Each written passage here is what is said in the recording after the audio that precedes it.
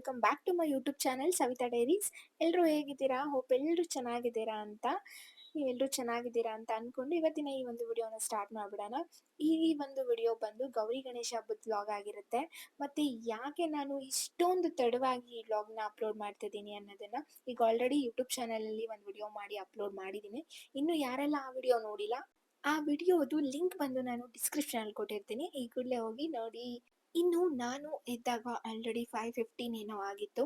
So ಫಸ್ಟಿಗೆ ಪೂಜೆ ಮುಗಿಸ್ಕೊಂಡ್ಬಿಟ್ರೆ ಸಮಾಧಾನ ಆಗುತ್ತೆ ಅಂತ ಹೇಳ್ಬಿಟ್ಟು ಮನೇಲಿ ಗುಡಿಸಿ ಒರೆಸಿ ಎಲ್ಲ ಮುಗಿಸ್ಕೊಂಡು ಕೆಲಸನ ಸ್ನಾನ ಎಲ್ಲ ಮಾಡಿಕೊಂಡು ಬಂದೆ. ಪೂಜೆ ಮುಗಿಸ್ಕೊಂಡ್ಬಿಡೋಣ ಫಸ್ಟು ಅಂತ. ಇನ್ನು ಹಬ್ಬ ಅಂದ್ರೇ ಸಂಭ್ರಮ ಅಲ್ವಾ, ಪೂಜೆಯಿಂದನೇ ಸ್ಟಾರ್ಟ್ ಆಗುತ್ತೆ.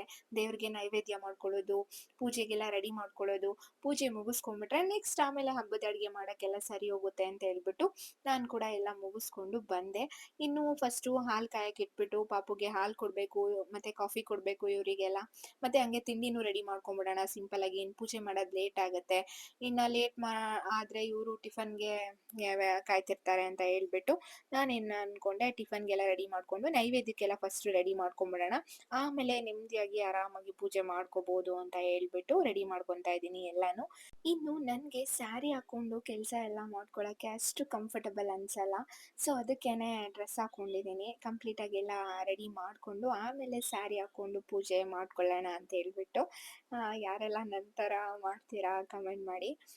ನನಗೆ ಅದೇನೋ ಅಷ್ಟು ಕಂಫರ್ಟಬಲ್ ಫೀಲ್ ಆಗಲ್ಲ. ಬಟ್ ಪೂಜೆ ಮಾಡುವಾಗ ಸ್ಯಾರಿ ಹಾಕ್ಕೊಂಡು ಪೂಜೆ ಮಾಡ್ತೀನಿ ಆರಾಮಾಗಿ. ಇನ್ನು ಶ್ರಾವಣ ಮಾಸ ಸ್ಟಾರ್ಟ್ ಆಗ್ತಿದೆ ಅನ್ನುವಾಗ್ಲೇ ಹಬ್ಬಗಳದ್ದು ಸುರಿಮಳೆ ಶುರುವಾಗುತ್ತೆ. ಬ್ಯಾಕ್ ಟು ಬ್ಯಾಕ್ ಒಂದು ಹಬ್ಬ ಆದ್ಮೇಲೆ ಒಂದು ಹಬ್ಬ, ಒಂದು ಹಬ್ಬ ಆದ್ಮೇಲೆ ಒಂದು ಹಬ್ಬ ಬರ್ತಾನೆ ಇರುತ್ತೆ.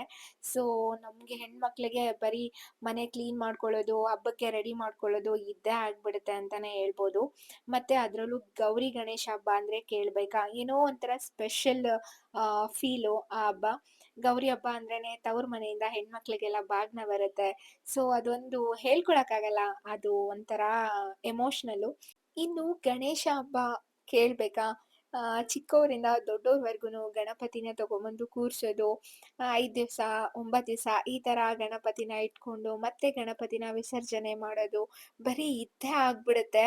ತುಂಬ ಚೆನ್ನಾಗಿ ಸೆಲೆಬ್ರೇಟ್ ಮಾಡ್ತಾರೆ ಎಲ್ಲ ಕಡೆನೂ. ಅವ್ರಿಗೊಂಥರ ಸಂಭ್ರಮ ಗಣಪತಿನ ತಗೊಂಬಂದು ಕೂರಿಸೋದು ಅಂದರೆ. ನಾವು ಚಿಕ್ಕವ್ರು ಇರಬೇಕಾದ್ರೆ ನಮ್ಮನೆ ಹತ್ರ ಗಣಪತಿನ ಕೂರಿಸಿದ್ರು ಅಂತ ಅಂದರೆ, ಗಣಪತಿನ ತಗೊಂಬಂದು ಕೂರಿಸ್ದಾಗಿಂದ ಹಿಡಿದು ಮತ್ತೆ ಗಣಪತಿನ ವಿಸರ್ಜನೆ ಮಾಡೋವರೆಗೂ ಸ್ಕೂಲ್ ಬಿಟ್ಟಿದ ತಕ್ಷಣ ಹೋಗ್ಬಿಟ್ಟು ಗಣಪತಿ ಹತ್ರ ಆಟ ಆಡ್ಕೊತಾ ಇದ್ವಿ ಎಲ್ರೂ. ನಮ್ಮ ಒಂದು ಬಾಲ್ಯದ ದಿನಗಳು ಒಂಥರ ಗೋಲ್ಡನ್ ಡೇಸ್ ಅಂತಾನೆ ಹೇಳ್ಬೋದು. ಅದು ಮತ್ತೆ ನಾವು ಆ ದಿವಸಗಳ್ನ ತರೋದಕ್ಕಾಗಲ್ಲ. ಬಟ್ ಆ ನೆನಪು ತುಂಬ ಚಂದ ಅಂತಾನೆ ಹೇಳ್ಬೋದು. ಇನ್ನು ಹಿಂದಿನ ದಿವಸನೇ ದೇವ್ರ ಮನೆ ಎಲ್ಲ ಈ ಥರ ಕ್ಲೀನ್ ಮಾಡಿ ರೆಡಿ ಮಾಡಿ ಇಟ್ಕೊಂಡಿದ್ದೆ. ಮತ್ತು ಟಿಫನ್ಗೆ ಅಂತ ಹೇಳ್ಬಿಟ್ಟು ಚಿತ್ರಾನ್ನ ಮಾಡ್ಕೊಂಡಿದ್ದೆ. ಮತ್ತು ನಮ್ಮ ಗಣಪತಿ ನೈವೇದ್ಯಕ್ಕೆ ಅಂದ್ಬಿಟ್ಟು ಕಡಲೆಕಾಳ್ದು ಉಸ್ಲಿನೂ ಸಿಹಿ ಕಡುಬು ರೆಡಿ ಮಾಡ್ಕೊಂಡಿದ್ದೆ ನೈವೇದ್ಯಕ್ಕೆ ಪೂಜೆಗೆ ಅಂತ ಹೇಳ್ಬಿಟ್ಟು. ಇನ್ನು ಗಣಪತಿ ಹಬ್ಬದ ದಿವಸ 21 ಕಡಲೆಕಾಳಲ್ಲಿ ಗಣೇಶನಿಗೆ ಹಾರ ಮಾಡಿ ಹಾಕಿ 21 ಗರಿಕೆ ಇಟ್ಟು ಪೂಜೆ ಮಾಡಿಕೊಂಡ್ರೆ ತುಂಬ ಒಳ್ಳೆಯದು ಅಂತ ಹೇಳಿದರು. ಸೊ ನಾನು ಹಾಗೆ 21 ಕಡಲೆಕಾಳ್ದು ಏರಿಸ್ಕೊತಾ ಇದ್ದೀನಿ, ಹಾರ ಮಾಡ್ಕೊತಾ ಇದ್ದೀನಿ. ಇನ್ನು ನಮಗೆಲ್ಲ ಗಣಪತಿಯನ್ನು ತಗೊಂಬಂದು ಕೂರಿಸ್ಬೇಕಾದ್ರೆ ಇರೋ ಸಂಭ್ರಮ ಹಾಗೆ ಗಣಪತಿಯನ್ನು ವಾಪಸ್ ಕಳಿಸ್ಕೊಡ್ಬೇಕಾದ್ರೆ ಇರೋದಿಲ್ಲ. ಎಲ್ಲರೂ ತುಂಬ ಬೇಜಾರು ಮಾಡ್ಕೊಂಡಿರ್ತಾರೆ. ಅಷ್ಟೆಲ್ಲ ಆಸೆಪಟ್ಟು ಅಷ್ಟೆಲ್ಲ ಸಂಭ್ರಮ ಪಟ್ಕೊಂಡು ತಗೊಬಂದು ಗಣಪತಿನ ಕೂರಿಸಿ ಮತ್ತೆ ವಾಪಸ್ ಕಳಿಸ್ಕೊಡ್ಬೇಕಲ್ಲಪ್ಪ ಅನ್ನೋ ಬೇಜಾರು ತುಂಬಾ ಇರುತ್ತೆ. ಬಟ್ ಯಾಕೆ ಮತ್ತೆ ನಾವು ವಾಪಸ್ ಗಣಪತಿಯನ್ನು ಕಳಿಸ್ಕೊಡ್ಬೇಕು ಅನ್ನೋದು ಮಾತ್ರ ನಮ್ಗೆ ಯಾರಿಗೂ ಗೊತ್ತಿಲ್ಲ. ಇದುವರೆಗೂ ನನಗೂ ಗೊತ್ತಿರಲಿಲ್ಲ, ಯಾಕೆ ನಾವು ಅಷ್ಟೆಲ್ಲ ಆಸೆಪಟ್ಟು ತಗೊಂಬಂದು ಕೂರಿಸಿರೋ ಗಣಪತಿನ ಮತ್ತೆ ವಾಪಸ್ ನಾವು ಯಾಕೆ ವಿಸರ್ಜನೆ ಮಾಡಬೇಕು, ಯಾಕೆ ಗಣಪತಿಯನ್ನು ಕಳಿಸ್ಕೊಡ್ಬೇಕು ಅನ್ನೋದು ಮಾತ್ರ ಕ್ವಶನ್ ಮಾರ್ಕ್ ಆಗಿತ್ತು. ಸೊ ಹೀಗೆ ನಾನು ಎಲ್ಲೋ ಕೇಳಿದ್ದು ತುಂಬ ಅರ್ಥಪೂರ್ಣವಾಗಿ ಹೇಳಿದ್ರು ಅವರು. ಸೊ ಅದನ್ನು ನಾನು ನಿಮ್ಮ ಹತ್ರ ಕೂಡ ಶೇರ್ ಮಾಡ್ಕೊಳ್ಳೋಣ ಅಂತ ಶೇರ್ ಮಾಡ್ಕೊತಾ ಇದ್ದೀನಿ. ಇನ್ನು ಗಣೇಶನನ್ನು ನೀರಲ್ಲಿ ವಿಸರ್ಜನೆ ಮಾಡೋದು ಯಾಕೆ, ಅಷ್ಟು ಪ್ರೀತಿಯಿಂದ ಗಣೇಶನಿಗೆ ಪೂಜೆ ಮಾಡಿ ಅವನನ್ನು ನೀರಲ್ಲಿ ಯಾಕೆ ಹಾಕ್ತೀವಿ, ಇದಕ್ಕೆ 2 ಕಥೆಗಳು ಮುಖ್ಯವಾಗಿವೆ. ಅದರಿಂದ ಸೈನ್ಸ್ ಕೂಡ ಇದೆ. ಮೊದಲು ನಾವೆಲ್ಲ ಕತೆ ಕೇಳಿಬಿಡೋಣ. ಗೌರಿ ಬಹಳ ದಿನದ ನಂತರ ತನ್ನ ಭೂಮಿಯ ಮೇಲಿರುವ ತವರು ಮನೆಗೆ ಹೋಗಬೇಕು ಅಂತ ನಿರ್ಧಾರ ಮಾಡ್ತಾರೆ. ತವರು ಮನೆಗೆ ಬಂದಿರೋ ಖುಷಿಲಿ ಹಾಗೆ ಮೈ ಮರ್ತು ಬಿಡ್ತಾರಂತೆ ಗೌರಿ.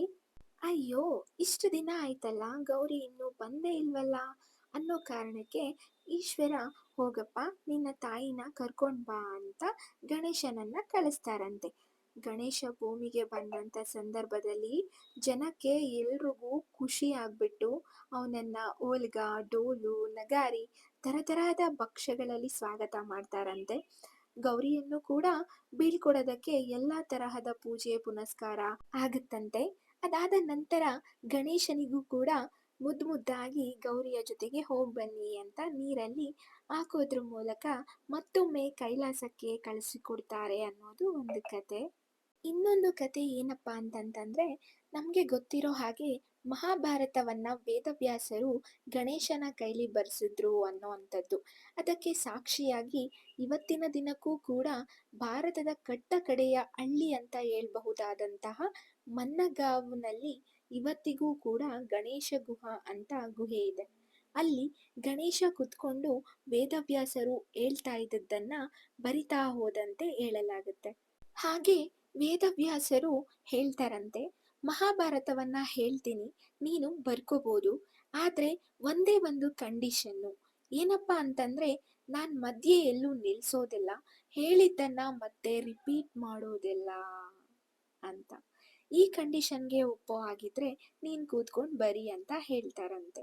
ಆಗ ಗಣೇಶ ಸರಿ ಅಂತ ಬರೆಯೋಕೆ ಕೂತ್ಕೋತಾರಂತೆ. ದಿನಗಳು ಕಳೆಯುತ್ತೆ.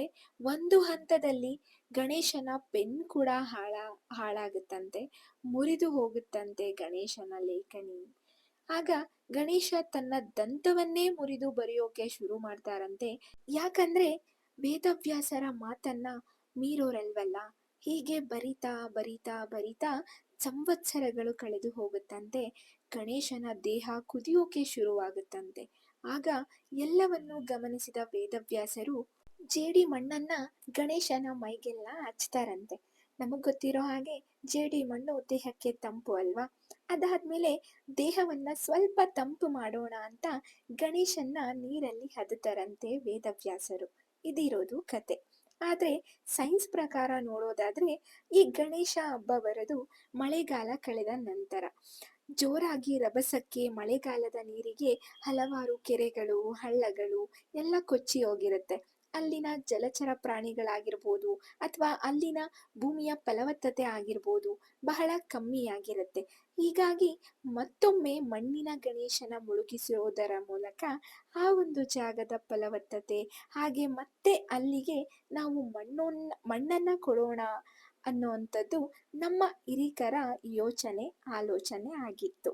ಹಾಗೆ ಪತ್ರ, ಪುಷ್ಪ ಇವೆಲ್ಲ ವಿಸರ್ಜನೆ ಮಾಡಿದ ಸಮಯದಲ್ಲಿ ಜಲಚರ ಪ್ರಾಣಿಗಳಿಗೆ ಆಹಾರ ಆಗುತ್ತೆ ಅನ್ನೋದು ಕೂಡ ಅವರ ಒಂದು ಉದ್ದೇಶ ಸಹ ಆಗಿತ್ತು. ಈಗಿನ ಕಾಲದಲ್ಲಿ ಮಣ್ಣಿನ ಗಣೇಶನ ಬದಲು POP ಗಣೇಶ, ಹಾಗೆ ಕೆಮಿಕಲ್ ಯೂಸ್ ಮಾಡಿರೋ ಗಣೇಶನನ್ನ ತುಂಬಾ ಬಳಸ್ತಾ ಇದ್ದೀವಿ. ದಯವಿಟ್ಟು ಅದನ್ನ ನಿಲ್ಲಿಸೋಣ. ಯಾವ ರೀತಿ ನೀವು ವಿಸರ್ಜನೆ ಮಾಡಿ ಎಲ್ಲಿ ಹಾಕ್ತೀರಿ ಅನ್ನೋದು ಸ್ವಲ್ಪ ಗಮನ ಇರಲಿ. ಎಷ್ಟು ಮುದ್ದಾಗಿತ್ತು ಅಲ್ವಾ ಈ ಕತೆ. ನಿಮಗೆಲ್ಲ ಏನು ಅನ್ನಿಸ್ತು ಈ ಮುದ್ದಾದ ಕತೆ ಕೇಳಿ ಅನ್ನೋದನ್ನ ಕಮೆಂಟಲ್ಲಿ ತಿಳಿಸಿ ನನಗೆ. ಹಾಗೇನೆ ಈ ವಿಡಿಯೋನ ಆದಷ್ಟು ನಿಮ್ಮ ಫ್ರೆಂಡ್ಸ್ ಫ್ಯಾಮಿಲಿಗೆ ಶೇರ್ ಮಾಡಿ. ಈ ಮುದ್ದಾದ ಕತೆ ಅವ್ರನ್ನ ಕೂಡ ಹೋಗಿ ತಲುಪಲಿ.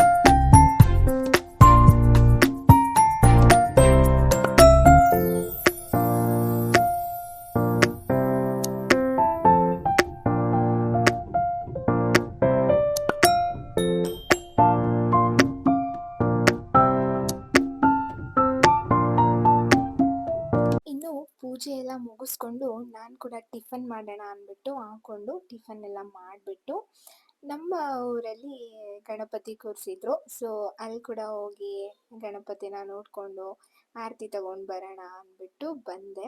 ತುಂಬ ಚೆನ್ನಾಗಿ ಕೂರಿಸಿದ್ರು. ಪ್ರತಿ ವರ್ಷನೂ ಇದೇ ಥರ ಕೂರಿಸ್ತಾರೆ ಇಲ್ಲಿ. 3 ಡೇಸ್ವರೆಗೂ ತುಂಬ ಚೆನ್ನಾಗಿ ಗೇಮ್ಸ್ ಎಲ್ಲ ಆಡಿಸ್ತಾರೆ. ಮ್ಯೂಸಿಕಲ್ ಚೇರ್ ಅಂತೆ, ರಂಗೋಲಿ ಸ್ಪರ್ಧೆ ಅಂತೆ, ಈ ಥರ ಎಲ್ಲ ತುಂಬ ಚೆನ್ನಾಗಿ ಪಾರ್ಟಿಸಿಪೇಟ್ ಮಾಡಿಸ್ತಾರೆ. ಪ್ರಸಾದ ಕೂಡ ಇರುತ್ತೆ. ತುಂಬ ಚೆನ್ನಾಗಿ ಮಾಡ್ತಾರೆ. Hello sir. Hello boss. Hello Bhavish. Hi. Hi!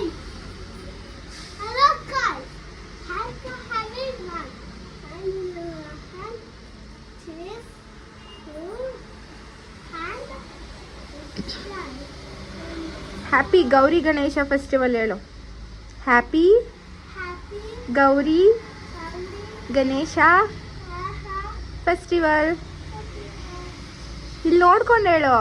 Happy Happy Gauri Gauri Ganesha Ganesha festival Festival. Everyone. ಇನ್ನು ಅಮ್ಮ ಕಡುಬು ಮಾಡೋಕ್ಕೆ ರೆಡಿ ಮಾಡ್ಕೋತಾ ಇದ್ರು.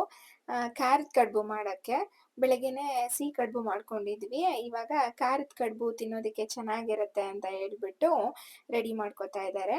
ಆ್ಯಕ್ಚುಲಿ ಪ್ರತಿ ವರ್ಷನೂ ಅಮ್ಮನೇ ಮಾಡ್ಕೊಡ್ತಾರೆ. ಈಗ ಒಂದು 3-4 ಇಯರ್ಸಿಂದ ಇಲ್ಲಿ ಬಂದ್ಬಿಟ್ಟು ಹಬ್ಬದ ದಿವಸ ಕಡುಬು ಮಾಡ್ಕೊಡ್ತಾರೆ. ನನಗೆ ಖಾರದ ಕಡುಬು ಮಾಡೋದಕ್ಕೆ ಬರಲ್ಲ, ಬಟ್ ನನಗೆ ತುಂಬ ಇಷ್ಟ ಖಾರದ ಕಡುಬು ತಿನ್ನೋಕ್ಕೆ. ತುಂಬ ಚೆನ್ನಾಗಿ ಮಾಡ್ತಾರೆ ಅಮ್ಮ.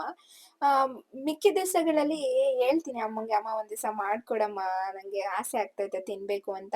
ಬಟ್ ಅದು ಏನೇ ಆಗಲಿ, ಎಷ್ಟೇ ಟ್ರೈ ಮಾಡಲಿ, ಬಟ್ ಈ ಖಾರದ ಕಡುಬು ಮಾತ್ರ ಮಾಡ್ಕೊಳ್ಳೋದು ನಾವು ಗಣೇಶ ಹಬ್ಬದ ದಿವಸನೇ ಆಗಿರುತ್ತೆ. ಎಷ್ಟೇ ಟ್ರೈ ಮಾಡಿದ್ರು ಮಿಕ್ಕಿ ಡೇಸಲ್ಲಿ ಮಾಡ್ಕೊಳಕ್ಕೆ ಆಗಲ್ಲ.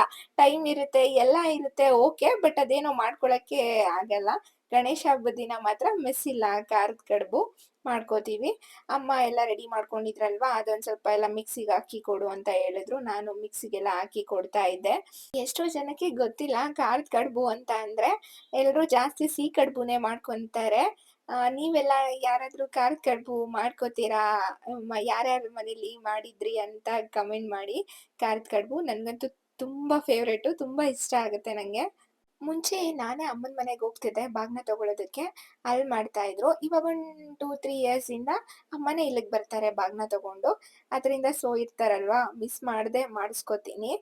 ಇನ್ನು ಅಮ್ಮ ಕೂಡ ಊರಿಗೆ ಹೋಗ್ಬೇಕಿತ್ತು ಬಾಗ್ನ ತಗೊಳ್ಳೋದಕ್ಕೆ. 1 ತಿಂಗಳು ಮುಂಚೆನೇ ಕಾಲ್ ಮಾಡಿ ಕರೀತಾರೆ ಅಮ್ಮಂಗೆ, ಚಿಕ್ಕಮ್ಮಂಗೆ. ಅಂದರೆ ಅಮ್ಮವರ ಅಣ್ಣ ಅತ್ತಿಗೆ ಅನ್ನೋದಕ್ಕಿಂತ ಹೆಚ್ಚಿಗೆ ಅವ್ರಿಗೆ ತಂದೆ ತಾಯಿ ಸ್ಥಾನದಲ್ಲಿ ನಿಂತ್ಕೊಂಡು ಪ್ರತಿ ವರ್ಷನೂ ಅವ್ರಿಗೆ ಬಾಗ್ನ ಕೊಡ್ತಾರೆ. ಈ ಸಾರಿ ಅಮ್ಮನ್ನ ನಾನೇ ಇರಿಸ್ಕೊಂಡೆ. ಅಮ್ಮ ನಾನು ಬರ್ತೀನಿ, ಒಟ್ಟಿಗೆ ಹೋಗೋಣ ಜೊತೆಲಿ, ನಾನು ತುಂಬಾ ದಿವಸ ಆಯ್ತು ಬಂದು ಅಂತ. ಯಾಕಂದ್ರೆ ನಮ್ಮಮ್ಮ ನನಗೆ ಜನ್ಮ ಮಾತ್ರ ಕೊಟ್ಟಿರ್ಬೋದು, ಬಟ್ ನನಗೆ ನಿಜವಾಗ್ಲೂ ತಂದೆ ತಾಯಿ ನಮ್ಮಮ್ಮ ಅಣ್ಣ ಅತ್ತಿಗೆನೇ. ನನ್ನ ತಂದೆ ತಾಯಿ ಸ್ಥಾನದಲ್ಲಿ ನಿಂತ್ಕೊಂಡು ನನಗೆ ಏನೇನು ಮಾಡಬೇಕಿತ್ತೋ ಅದೆಲ್ಲ ಮಾಡಿದ್ದಾರೆ. ಇವತ್ತು ಇಷ್ಟು ಚೆನ್ನಾಗಿದ್ದೀನಿ ಅನ್ನೋದಕ್ಕೆ ಕಾರಣನೇ ಅವರು. ಅವ್ರನ್ನ ನಾನು ಇದುವರೆಗೂ ಅಪ್ಪ ಅಮ್ಮ ಅಂತಾನೆ ಅನ್ಕೊಂಡಿರೋದು. ಇನ್ನು ಮುಂದಕ್ಕೂ ಅಷ್ಟೇ. ಅವರು ಇಂದನೇ ನಾನಿವತ್ತು ಇಷ್ಟು ಚೆನ್ನಾಗಿರೋದು ಅಂತ ಹೆಮ್ಮೆಯಿಂದ ಹೇಳ್ಕೊಂತೀನಿ. ಇನ್ನು ಈ ಕಡುಬು ಮಾಡೋದು ಸಿಕ್ಕಾಪಟ್ಟೆ ಟೈಮ್ ಹಿಡಿಯುತ್ತೆ. ಸಿಕ್ಕಾಪಟ್ಟೆ ಪೇಷನ್ಸ್ ಕೂಡ ಬೇಕು ಈ ಕಡುಬು ಮಾಡೋದಕ್ಕೆ. ಅಮ್ಮ ಪಾಪ ಒಬ್ಬರೇ ಮಾಡ್ತಾ ಇದ್ರು. ನಾನು ಜೊತೆಗೆ ಸ್ವಲ್ಪ ರೈಸು, ತರಕಾರಿ ಸಾಂಬಾರು, ಸ್ವಲ್ಪ ಪಾಯಸ ಎಲ್ಲ ರೆಡಿ ಮಾಡ್ಕೊತಾ ಇದ್ದೆ ಒಂದು ಸೈಡಲ್ಲಿ.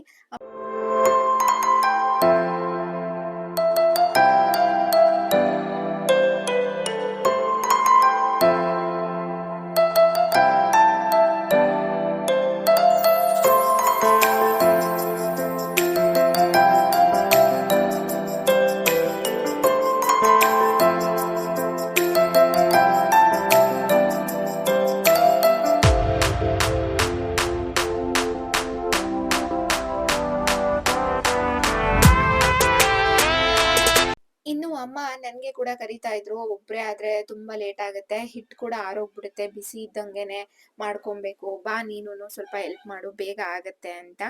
ನಾನು ಟ್ರೈ ಮಾಡೋಣ ಅಂತ ಹೋಗಿ ಕುತ್ಕೊಂಡ್ ಮಾಡ್ತಾ ಇದ್ದೀನಿ. ನಂಗೆ ನಮ್ಮ ಅಮ್ಮನಷ್ಟು ಪರ್ಫೆಕ್ಟಾಗಿ ಮಾಡಕ್ ಬರ್ತಾ ಇರ್ಲಿಲ್ಲ.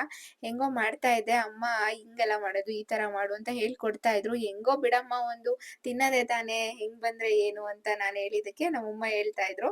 ನಮ್ಮಮ್ಮವ್ರ ಅಮ್ಮಂಗೆ ಅವ್ರ ಅಪ್ಪ ಕಡುಬು ವಿಷಯಕ್ಕೇನೆ ಹೊಡ್ದಿದ್ರಂತೆ ಕಪಾಳಕ್ಕೆ. ಯಾಕೆ ಅಂತ ಅಂದ್ರೆ ಹಿಂಗೆ ಕಡುಬು ಮಾಡ್ತಾ ಇದ್ರಂತೆ. ನಮ್ಮಜ್ಜಿಗೆ ಸರಿಯಾಗಿ ಮಡ್ಚಕ್ಕೆ ಬರ್ತಾ ಇರ್ಲಿಲ್ವಂತೆ. ನಮ್ಮಜ್ಜಿ ಹೇಳ್ತಾ ಇದ್ರಂತೆ ನಮ್ ತಾತಂಗೆ, "ಹೆಂಗೋ ಬಿಡಪ್ಪ ತಿನ್ನೋದೇ ಅಲ್ವಾ" ಅಂತ. "ಹೆಂಗೋ ತಿನ್ನೋದಾದ್ರೆ ಈ ತರ ಎಲ್ಲ ಏನಕ್ ಮಾಡ್ಬೇಕು? ಹಂಗೆ ತಿನ್ಬೋದಲ್ವಾ?" ಅಂತ ಹೇಳ್ಬಿಟ್ಟು ಹೊಡ್ದಿದ್ರಂತೆ ನಮ್ ತಾತ ನಮ್ಮ ಅಜ್ಜಿಗೆ ಅವರಪ್ಪ. ಅದನ್ನ ಹೇಳ್ತಾ ಇದ್ರು ಅಮ್ಮ. ಯಾವ್ದೇ ಒಂದ್ ಕೆಲ್ಸ ಮಾಡೋದಾದ್ರೂ ನೀಟಾಗ್ ಮಾಡ್ಬೇಕು ಅಂತ. ಇನ್ನ ಎಲ್ಲ ರೆಡಿ ಮಾಡ್ಬಿಟ್ಟು ಕಡ್ಬುನ ಬೇಯಕ್ಕೆ ಇಟ್ವಿ ಒಂದ್ ಕಡೆ. ಸಾಂಬಾರು ರೆಡಿ ಆಗೈತೆ, ರೈಸ್ ರೆಡಿ ಆಗೈತೆ, ಮತ್ತೆ ಪಾಯಸ ರೆಡಿ ಆಗೈತೆ. ಕಡ್ಬು ಒಂದು ಬೇಯ್ಬೇಕು ತಿನ್ನೋದಕ್ಕೆ. ಇನ್ನೆಲ್ಲ ಪಾಯಸ ಆಲ್ರೆಡಿ ಮಾಡಿದ್ದೆ, ಹಾಕೊಂಡು ತಿಂದಿದ್ದಾರೆ. ಇನ್ನೊಂದ್ ಸ್ವಲ್ಪ ಇದೆ. ಹಬ್ಬ, ಹಬ್ಬ, ಹಬ್ಬ. ಫೈನಲಿ ಹಬ್ಬದ್ ಊಟ ಮಾಡಿದ್ರೆ ಹಬ್ಬ ಮುಗ್ದಂಗೇನೆ. ಮತ್ತೆ ನೋಡಿ ಇವ್ರಿಗೆ ಟೇಸ್ಟ್ ಹೇಳ್ತಾರೆ. ಆಕ್ಚುಲಿ ಇವ್ರು ಮುಂಚೆ ಎಲ್ಲ ಕಡುಬು ಅಂದ್ರೆ ಇಷ್ಟನೇ ಪಡ್ತಾ ಇರ್ಲಿಲ್ಲ ನಮ್ ಮನೆಯವ್ರು. ಇವಾಗ ತುಂಬಾ ಇಷ್ಟಪಟ್ಟು ತಿಂತಾರೆ ಕಡ್ಬುನ. ಇನ್ನು ಫೈನಲಿ ನಮ್ಮೂರ್ಗೆ ಹೊರಟ್ವಿ. ನಮ್ಮೂರು ಕುದೂರು, ಸೋಲ್ವೆರ್ ಹತ್ರ. ನಾನು ಬೆಳ್ದಿದ್ದು, ಓದಿದ್ದು ಎಲ್ಲ ಇಲ್ಲೇನೆ. ಇನ್ನು ಚಿಕ್ಕಮ್ಮ ಕೂಡ ಕರೆದಿದ್ರು ಹಬ್ಬಕ್ಕೆ. ಅವರು ಪ್ರತಿ ವರ್ಷ ಮಿಸ್ ಮಾಡದೆ ಕರೀತಾರೆ ನನ್ನ. ಸೊ ಅಲ್ಲಿ ಕೂಡ ಹೋಗ್ಬಿಟ್ಟು, ಅಲ್ಲಿ ಕೂಡ ಕುಂಕುಮ ತಗೊಂಡು, ಅಲ್ಲಿ ವ್ಲಾಗ್ ಮಾಡ್ಕೊಳಕ್ ಆಗ್ಲಿಲ್ಲ. ಚಿಕ್ಕಮ್ಮನ್ನ ಕರ್ಕೊಂಡು ಬರ್ತಾ ಇದೀವಿ. ಇಲ್ಲಿ ಈ ಪ್ಲೇಸಲ್ಲಿ ಸಂತೆ ನಡೀತಿತ್ತು ಮುಂಚೆ. ಶನಿವಾರ ಸಂತೆ ಆಗ್ತಿತ್ತು ಇಲ್ಲಿ. ಸೊ ಅದೆಲ್ಲ ನೆನಪಾಯ್ತು. ಸಂತೆಯಿಂದ ನಮ್ಮ ಮಾಮ ನಮಿಗೆಲ್ಲ ಕಡ್ಲೆಪುರಿನೂ, ಕಡ್ಲೆಕಾಯಿ ತಗೋಬರ್ತಾ ಇತ್ತು. ಪ್ರತಿ ಶನಿವಾರ ನಾವು ಕಾಯ್ತಾ ಇರ್ತಿದ್ವಿ ಏನ್ ತಿಂಡಿ ತಗೋಬರ್ತಿತ್ತು ಅಂತ. ಮಿಸ್ ಮಾಡದೆ ಕಡ್ಲೆಪುರಿನೂ ಮತ್ತೆ ಕಡ್ಲೆಕಾಯಿ ತಗೋಬರ್ತಾ ಇತ್ತು. ಆ ದಿವ್ಸಗಳು ಬೇಕು ಅಂದ್ರುನು ಮತ್ತೆ ಬರಲ್ಲ ನಮ್ ಜೀವನದಲ್ಲಿ. ಅದೆಲ್ಲ ಒಂದು ಬೆಸ್ಟ್ ಮೆಮೊರಬಲು. ಇನ್ನು ಫೈನಲಿ ಬಂದ್ವಿ ಮನೆಗೆ, ನಮ್ ಮನೆಗೆ. ಆಕ್ಚುಲಿ ನಿಜ ಹೇಳ್ಬೇಕಂದ್ರೆ ನಂಗೆ ನಮ್ಮಮ್ಮ ಮನೆಗ್ ಹೋದ್ರುನು ಅಷ್ಟು ಖುಷಿ ಆಗುತ್ತೋ ಇಲ್ವೋ ಗೊತ್ತಿಲ್ಲ. ಬಟ್ ಇಲ್ಲಿ ಬಂದ್ರೆ ಏನೋ ಒಂಥರ ಖುಷಿ, ಏನೋ ಒಂಥರ ನೆಮ್ಮದಿ, ಒಂಥರ ಖುಷಿ ಆಗುತ್ತೆ. ಯಾಕೆ ಇಷ್ಟೊಂದ್ ಅಟ್ಯಾಚ್‌ಮೆಂಟ್ ಅಂತಂದ್ರೆ, ನನ್ನ ಬಾಲ್ಯದ ದಿನಗಳ್ನೆಲ್ಲ ನಾನ್ ಕಳ್ದಿರೋದೇ ಇಲ್ಲಿ. ಈಗಿನ ಕಾಲದಲ್ಲಿ ಅತ್ತಿಗೆ ನಾದ್ನಿಯರ ಸಂಬಂಧ ಎಲ್ಲೋ ಅಪರೂಪಕ್ಕೊಮ್ಮೆ ಕೇಳ್ಬೋದು ಚೆನ್ನಾಗಿದ್ದಾರೆ ಅಂತ. ಬಟ್ ಇವ್ರನ್ನ ನೋಡಿದ್ರೆ ನಿಮ್ಗೆ ಹಾಗೆ ಅನ್ಸುತ್ತಾ? ನಿಜವಾಗ್ಲೂನು ಇವ್ರು ಒಂದ್ ಸಂಬಂಧ ತಾಯಿ ಮಕ್ಳ ಸಂಬಂಧ ಇದ್ದಂಗಿದೆ. ಮುಂಚೆ ನಮ್ಮಮ್ಮ ಕೆಲ್ಸಕ್ಕೆ ಹೋಗ್ತಾ ಇದ್ರು. ಅವಾಗೆಲ್ಲ ತುಂಬಾ ಕಷ್ಟ. ಬಟ್ ನನಗ್ ಬುದ್ಧಿ ಬಂದ್ಮೇಲೆ ನಾನ್ ನೋಡಿದ್ ಮಟ್ಟಿಗೆ ನಮ್ಮತ್ತೆ ನಮ್ಮಮ್ಮಂಗೆ ಜಡೆ ಬಾಚಿ, ಜಡೆ ಎಣ್ದು, ಹೂವು ಮುಡ್ಸಿ, ಅವ್ರ ಬಾಕ್ಸಿಗೆ ಊಟ ಎಲ್ಲ ಹಾಕಿ ಕಳಿಸ್ತಾ ಇದ್ರು. ನಮ್ಮಮ್ಮ ನಮ್ ಚಿಕ್ಕಮ್ಮಂಗಷ್ಟೇ ಅಲ್ದೆ ಅವ್ರ ಮಕ್ಳಿಗೂನು ತಂದೆ ತಾಯಿ ಸ್ಥಾನದಲ್ಲಿ ನಿಂತ್ಕೊಂಡು ಅವ್ರ ಕಷ್ಟ ಸುಖದಲ್ಲಿ ಎಲ್ಲ ಭಾಗಿಯಾಗಿದ್ದಾರೆ. ನನ್ನ ಮದ್ವೆಲ್ ಕೂಡ ತಂದೆ ತಾಯಿ ಸ್ಥಾನದಲ್ಲಿ ನಿಂತ್ಕೊಂಡು ನನ್ ಮದ್ವೆ ಮಾಡಿ, ಬಾಣ್ತನ ಕೂಡ ನನ್ಗೆ ನಮ್ಮತ್ತೆನೇ ಮಾಡಿರೋದು. 9 ತಿಂಗಳು ನನ್ಗೆ ಎಷ್ಟು ಚೆನ್ನಾಗಿ ಬಾಣ್ತನ ಮಾಡಿ ಕಲ್ಸಿದ್ದಾರೆ ಅಂದ್ರೆ, ನಮ್ಮಮ್ಮ ಆಗಿದ್ರೂನು ಆ ತರ ಮಾಡ್ತಿದ್ರೋ ಇಲ್ವೋ ನನಗ್ ಗೊತ್ತಿಲ್ಲ. ನನ್ನ ತಾಯಿಗಿಂತ ಹೆಚ್ಚಾಗಿ ನನ್ನನ್ನ ನೋಡ್ಕೊಂಡು, ನನ್ ಮಗುನ ನೋಡ್ಕೊಂಡು ನನ್ಗೆ ಕಳ್ಸಿದ್ದಾರೆ. ಇದನ್ನೆಲ್ಲ ನಾನು ವಿಡಿಯೋಗೋಸ್ಕರ ಅಂತ ಹೇಳ್ತಾ ಇಲ್ಲ. ನಿಜವಾಗ್ಲೂ ಮನ್ಸಿಂದ ಹೇಳ್ತಾ ಇದೀನಿ. ಯಾಕಂದ್ರೆ ನಾನ್ ಇರೋದನ್ನೇ ಹೇಳಿದೀನಿ. ಇಲ್ದೇ ಇರೋದನ್ನ ನಾನೇನು ಹೇಳ್ಕೊಂಡಿಲ್ಲ, ಕೊಚ್ಕೊಂಡಿಲ್ಲ. ಅವತ್ತಿನ ದಿನನೂ ಅಷ್ಟೇ ಎಲ್ರೂ ತುಂಬಾ ಎಮೋಷನಲ್ ಆಗ್ಬಿಟ್ರು ಎಲ್ಲಾನು ನೆನ್ಸ್ಕೊಂಡು. ಅವತ್ತು ಕೂಡ ಮನ್ಸಿಂದ ನಮ್ಮ ಮಾಮ, ಅತ್ತೆ ನೀವ್ ಎಲ್ಲಿದ್ರು ಚೆನ್ನಾಗಿರ್ಬೇಕು, ಇನ್ನೂ ಬೆಳಿಬೇಕು, ಇನ್ನು ಮುಂದೆ ಬರ್ಬೇಕು ಅಂತ ಮನ್ಸಿಂದ ಆಶೀರ್ವಾದ ಮಾಡಿದ್ರು. ಅವ್ರುನು ಅಷ್ಟೇ ದೇವ್ರು ಅವ್ರಿಗೆ ಆಯುಸ್ಸು, ಆರೋಗ್ಯ ಕೊಟ್ಟು ಅವ್ರು ಯಾವಾಗ್ಲೂ ಸಂತೋಷವಾಗಿರ್ಲಿ ಅಂತ ಬೇಡ್ಕೋತೀನಿ ದೇವ್ರತ್ರ. ಇದಾಗಿತ್ತು ಇವತ್ತಿನ ಈ ಒಂದು ವ್ಲಾಗು. ಈ ವ್ಲಾಗ್ ನಿಮ್ಗೆ ಇಷ್ಟ ಆಗಿದ್ರೆ ಒಂದು ಲೈಕ್ ಮಾಡಿ. ಸಿಗ್ತೀನಿ ಮತ್ತೊಂದು ವ್ಲಾಗಲ್ಲಿ. ಟೇಕ್ ಕೇರ್, ಬಾಯ್.